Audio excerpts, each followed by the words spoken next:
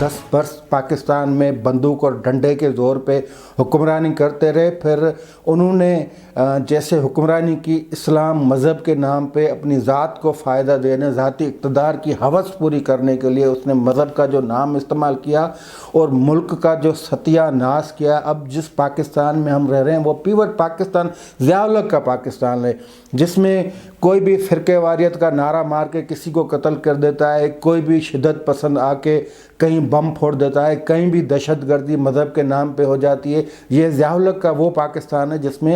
جس پاکستان کی پرورش یا پالنا ضیاء الحق نے کی. اور ضیاء الحق کا نام لیوا کوئی نہیں ہے جو باشعور فہم رکھنے والا ڈیموکریٹک بندہ ہو. محمود خان اچکزئی نے ایک مرتبہ قومی اسمبلی میں تقریر کرتے ہوئے کہا تھا کہ ضیاء الحق کا دور وہ رہا ہے، اس نے پاکستان کی ایسی حالت کر دی ہے کہ وہ ایک بڑی مسجد کے احاطے میں وہ مدفون ہے، لیکن اس کا خود کا بیٹا ہے وہ اس کی مزار پہ نہیں جاتا. تو ضیاء الحق نے اس پاکستان سے وہ حشر کیا،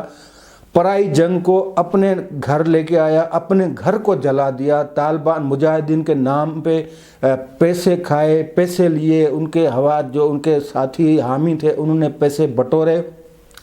پھر وہ مجاہدین کنورٹ ہوئے، طالبان بن گئے، القاعدہ بن گئے. مینس یہ دہشت گردی جو ہمارا پیارا وطن جو امن کا راہی تھا، اس میں دہشت